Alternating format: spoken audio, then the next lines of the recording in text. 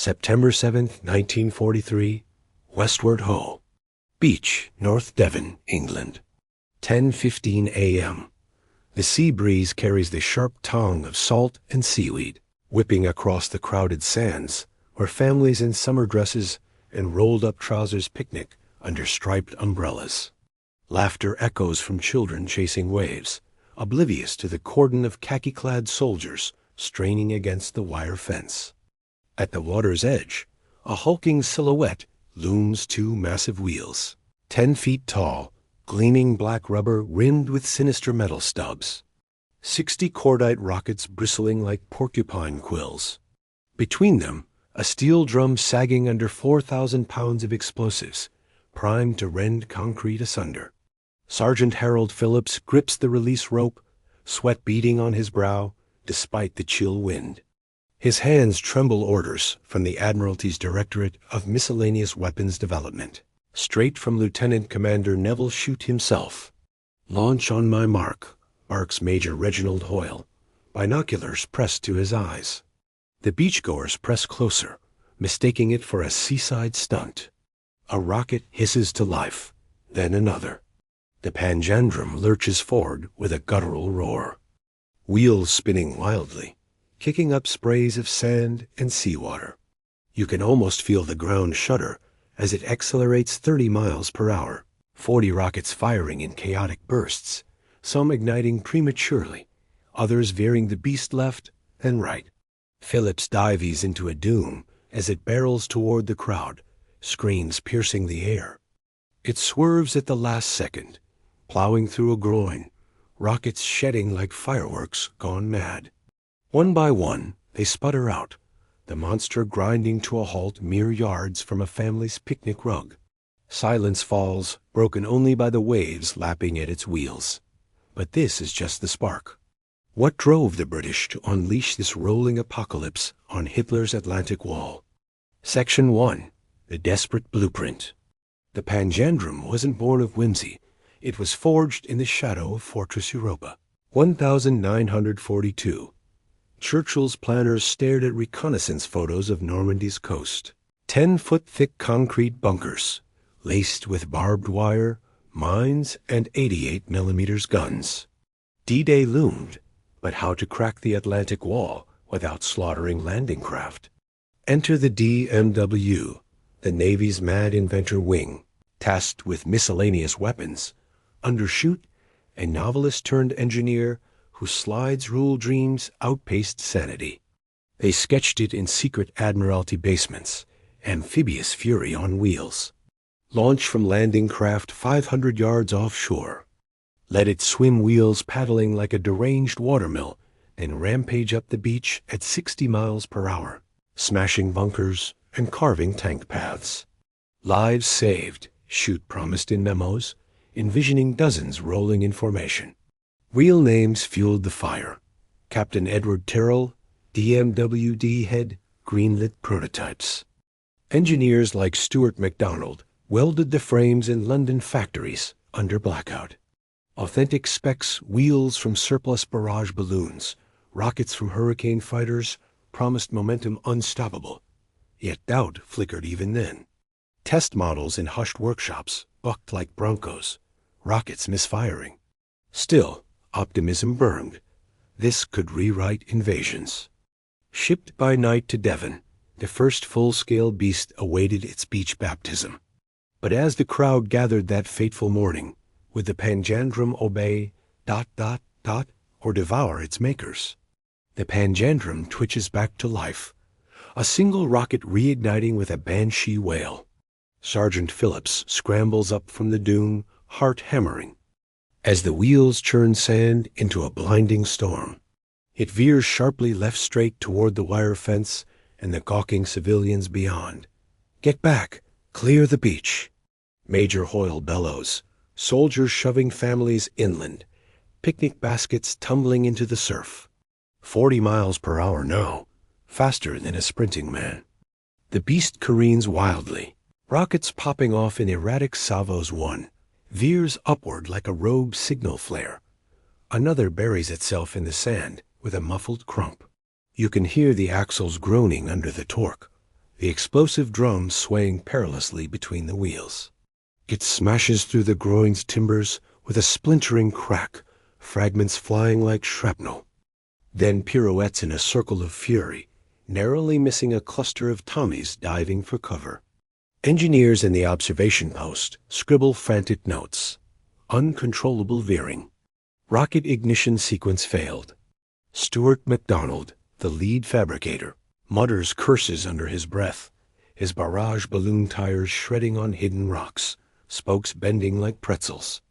The crowd screams turn to awe as it loops back toward the sea, rockets down to a sputtering handful.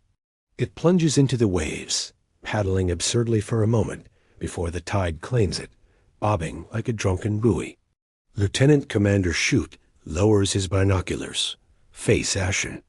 The test film would later show the chaos in grainy black and white, a weapon meant to storm Omaha Beach, reduced to a seaside farce. But failure only sharpened their resolve. Back to the drawing board, they went. More rockets, gyroscopic stabilizers, remote controls, dreamed up in smoky meetings. Word leaked to the press by week's end, headlines screaming, "Devil's chariot runs amok." Yet in Whitehall, Terrell demanded prototypes 2 through 7. Could they tame the beast before the Wehrmacht laughed it off the drawing boards? Smoke curls from the Panjandrum's drowned carcass as recovery teams wade in, hauling the sodden wheels ashore with winches and curses. Lieutenant Commander Neville Shute paces the shingle, slide rule in hand, recalculating thrust vectors, while Captain Edward Terrell snaps orders. Strip it down. Double the rockets. Add rudders.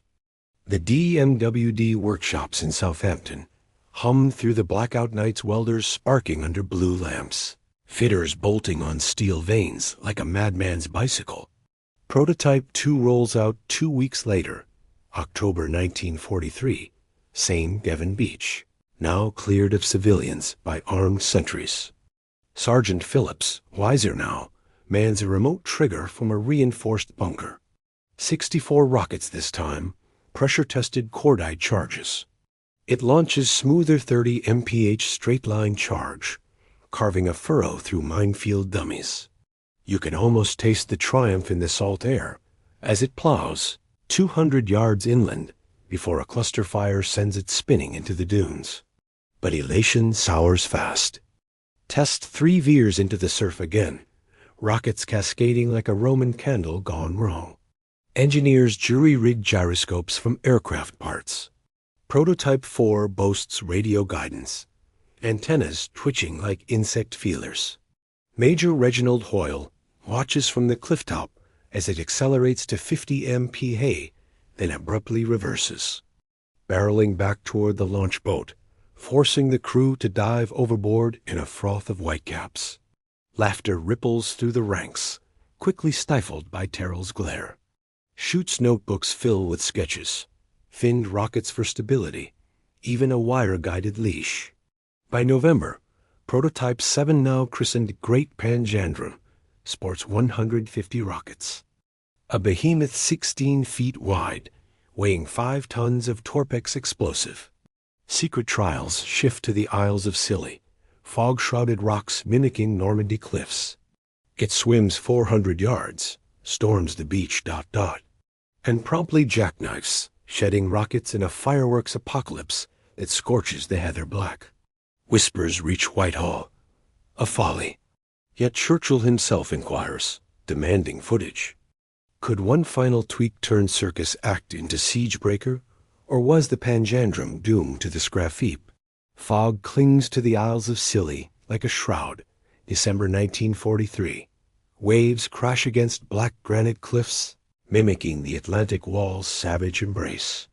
Prototype 8, Great Panjandrum Mark II, hunkers on the landing craft's ramp, its colossal wheels dripping seawater, 200 rockets primed in sequential clusters. Captain Terrell stands resolute at the controls, wind tugging his greatcoat, while Shute mutters thrust equations into a battered notebook. Steady now, he calls over the engine thrum. This one swims true. The ramp drops. The beast plunges into the churn, wheels paddling with frantic vigor 200 yards offshore. Then 300, gyros humming like a heartbeat. Cheers erupt from the deck as it hits the beach at 60 miles per hour. A black thunderbolt shredding simulated barbed wire, pulverizing concrete dummies in a storm of gravel and smoke. For one glorious minute, it rampages straight. Bunkers breached, tank lanes carved. You can feel the earthquake, smell the scorched cordite, hear the rocket's triumphant roar. Then catastrophe. A forward cluster ignites early thrust imbalance, sends it jackknifing left, wheels locking in sand. It spins like a breakdancer on steroids. Rockets firing in every direction. Skyward bursts painting the fog crimson, others lancing into the sea with explosive plumes.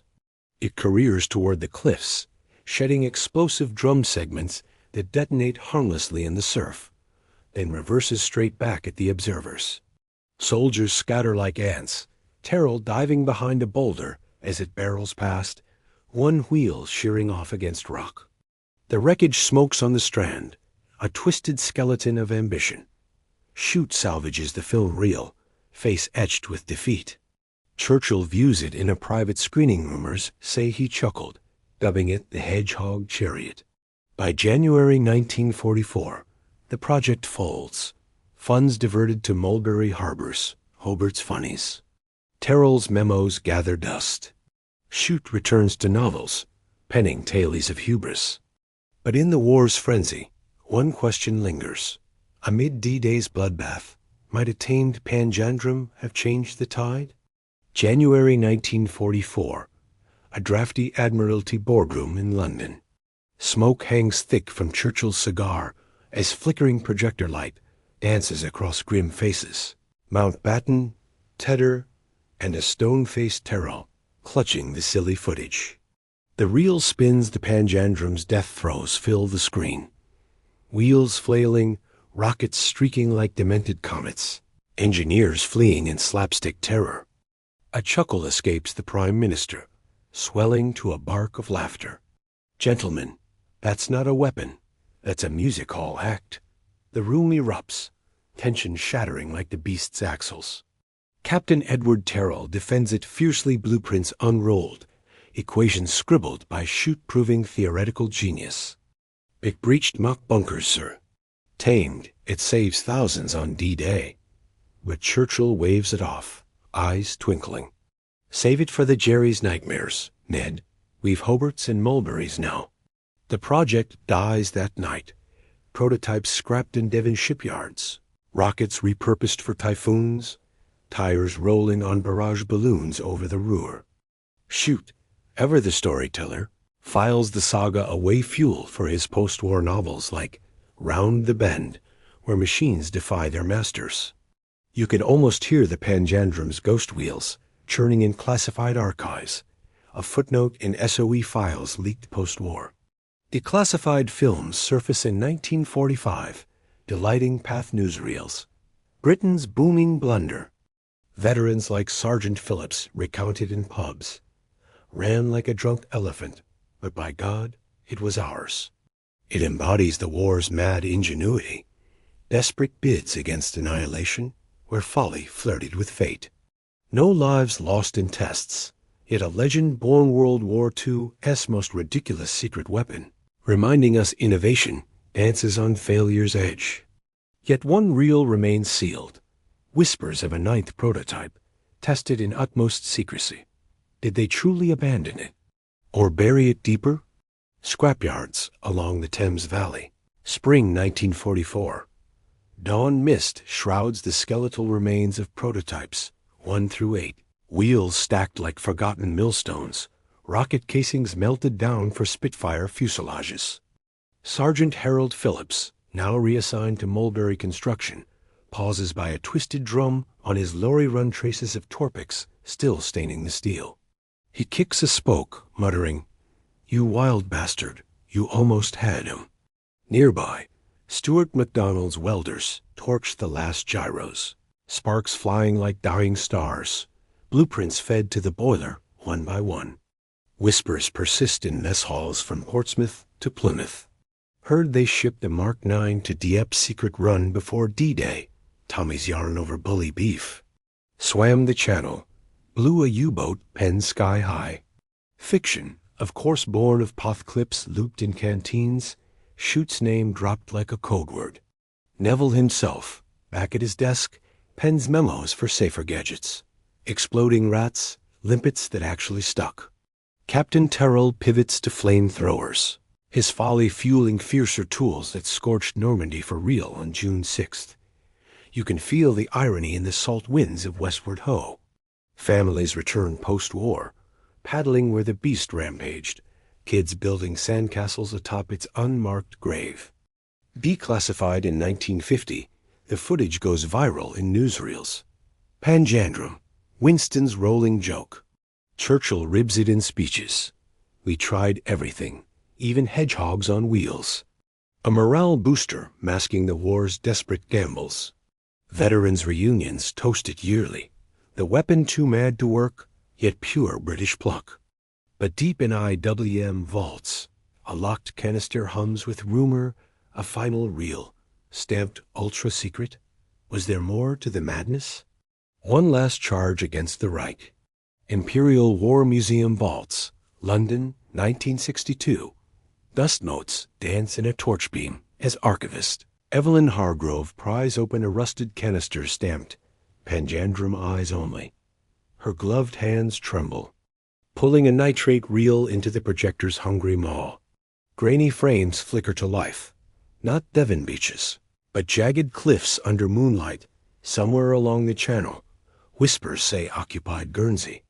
Date stamp, May 1944. A silhouette launches from a darkened MTB, wheels slicing midnight waves like a predator's fins. No sound, but you can imagine the tension Lieutenant Commander Chute at the helm, face gaunt from chain-smoked Gauloises. Captain Terrell whispering final tweaks over radio static. Mark X glides ashore at 70 miles per hour. Gyros perfect. Rockets in symphony. Bunkers crumple in silent fireballs. Wire entanglements vaporized. For 90 seconds, it carves a crimson path inland, a one-wheeled D-Day harbinger. Then, a German patrol's flare arcs skyward. Machine guns chatter, tracers stitching the beast. It spins defiant, detonating its core in a mushroom of flame that lights the night for miles. Cut to black. Hargrove's report vanishes into MI5 files. Prototype tested covertly. Success partial. Abandoned post-Normandy. Chute, reading obits in his publisher's office. Nods knowingly, his novel, No Highway. Echoes the folly, airliners doomed by vibration like rogue rockets. Veterans like Phillips, sipping pints in Devon, swear by blurred photos smuggled from the raid. It went in, sir. Gave Jerry hell before the end. Churchill as memoirs gloss it. Miscellaneous misfires. But the real fuel's conspiracy. Did one Panjandrum breach the wall before the boys stormed Omaha? Truth or smoke? The vault seals tighter. Yet the question burns. In war's chaos, did absurdity win a secret victory? Guernsey coastline, May 1944, shadowed by blackout. Fog thicker than London smog. Motor torpedo boat, 687 ghosts, in at 0200 hours. Ramp creaking under Mark X's bulk. 18-foot wheels. 250 rockets fine-tuned in frantic weeks. Torpic's payload ballooned to 6 tons. Lieutenant Commander Neville Chute grips the throttle, eyes locked on phosphorescent wakes, while Captain Edward Terrell relays from the bridge. Gyros green, sequential fire armed. Godspeed, beast. No turning back until screams Atlantic wall thickening. Rommel's asparagus fields sprouting like iron thorns. The ramp slams down. Panjandrum plunges into the channel chop, wheels thrashing foam. Paddling 600 yards undetected. It beaches with a roar muffled by surf. Rockets igniting in perfect, cascade 60 miles per hour rampage shreds mines.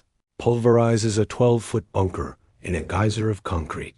You can almost hear the Wehrmacht screams through the fog as it vaults wire. carving a 300-yard scar toward the cliff road. Flares pop prematurely. An MG-42 nest opens up, bullets pinging off the drum like hail on tin. Defiant to the end, it jackknifes into the gun pit core, detonates in hellfire.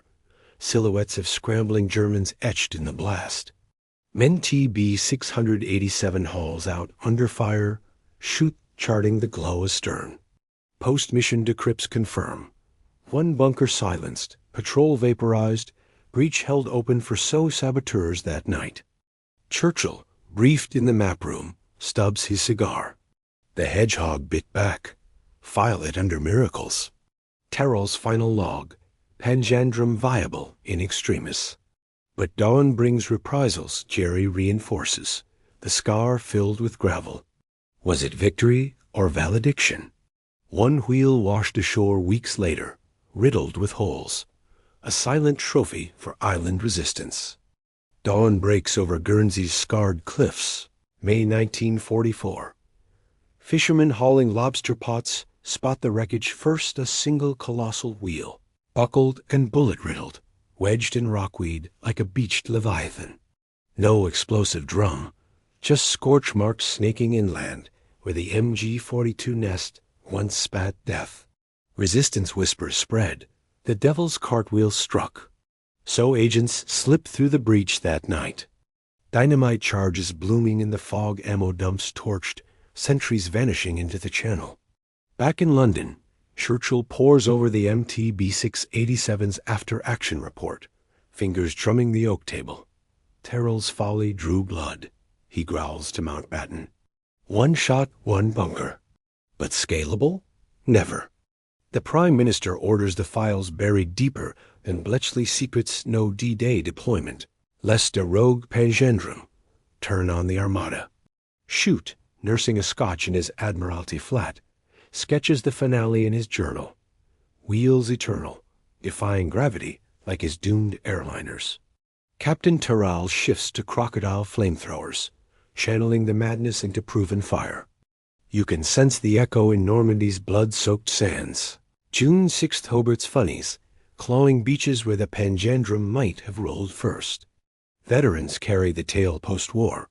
Phillips in Devon pubs. It went in. Governor gave the bastards a fright. Declassified snippets fuel books and reels, but the full Guernsey log stays locked. A ghost in IWM basements. World War II as ridiculous secret?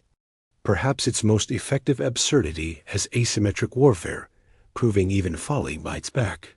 Did the wheel's final spin ripple to V-Day? Or fade with the fog? V.E. Day, May 8, 1945. London erupts in joyous chaos, Union flags whipping from Big Ben. Crowds surging down Whitehall. Strangers locked in tearful embraces. Amid the revelry, a lone figure slips from the throng. Sergeant Harold Phillips, medals pinned to his demib suit, clutching a crumpled pathé, still of the Panjandrum's Devon debacle. He toasts silently with a pint at the Admiral Nelson pub, eyes distant. We built monsters to end monsters, he murmurs to no one. And that wheel, it rolled right into history. The Panjandrum's shadow lingers in the peace. Schute's novels soar.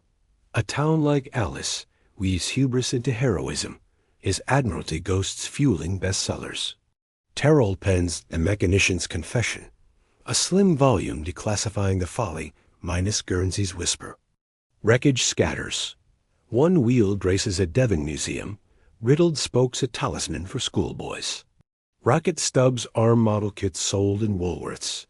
Churchill's funeral cortege passes Westward Ho. Beach in 1965 locals swear the tide churns louder as if the beast applauds. You can feel its absurd pulse in Cold War labs. Rocket carts inspire ICBM gantries. Gyro tweaks birth guidance fins.